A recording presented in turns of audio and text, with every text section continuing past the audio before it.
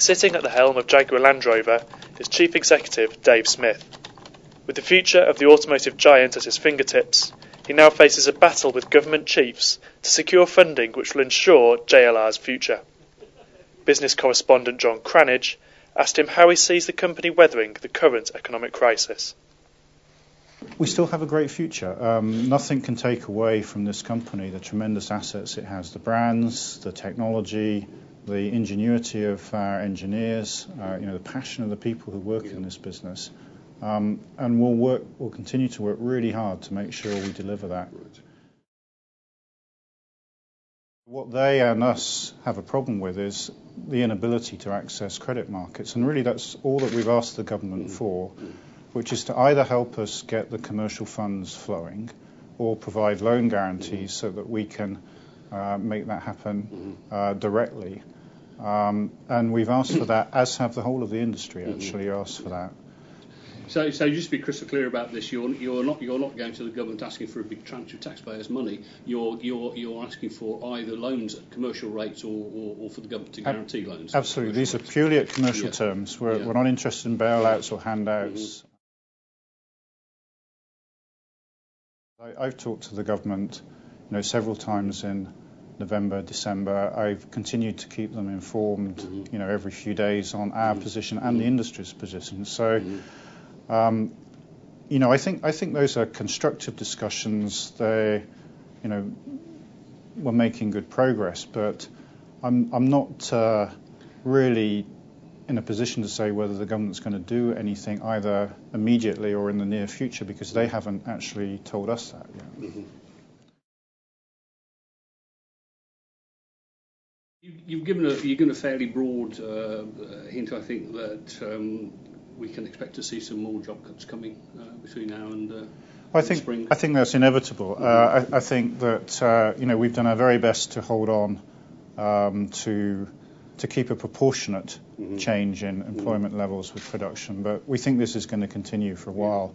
I think production is going to be at a very low level through Easter, but actually this recession is probably going to go on for a couple of years, even 3 years. So we need to make sure we align our job plans for that. Are you thinking in terms of job cuts? Are you thinking in terms of hundreds or thousands at this stage? It's too early to say that. I think we're not ready to talk about that yet. Again, looking ahead, David, do you think that Jaguar Land Rover will be in a position to maintain its current facilities in terms of three manufacturing plants and 2 research and development and engineering centres? Well, my plan has always been to develop the products that will fill those plants. All of the plants will be part of our future. Exactly what role that they'll play, I think we still have to determine some of that. But we're developing products that I think will give those plants an exciting future.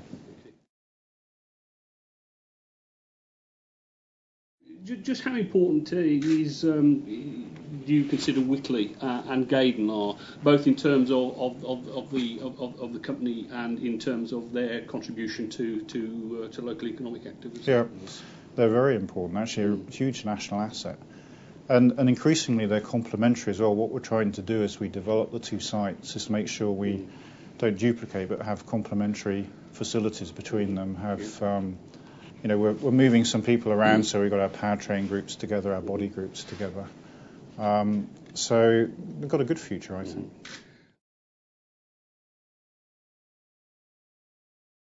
Liverpool have asked me to put to you what the future may be for X-Type at Halewood. Well, we haven't actually taken any final decisions about X-Type. We've refreshed that last year, put a new diesel engine in it. It actually sold better than we expected during the year, and we'll continue to develop that. There will be a model year change a bit later this year, but we haven't taken a final decision on X-Type yet. What reassurances at this stage can you give to your employees about the future of Jaguar Land Rover? Well, it's a good question, because I am very conscious that there was a lot of unhelpful newspaper speculation in the period just before Christmas. And firstly, we had a a very interesting year last year. It was a very exciting year in many ways. The XF was launched, 2 Car of the Year awards. We had tremendous growth in some of our overseas markets. But clearly, the year finished in a very difficult situation for us, and we had to take job losses because of that.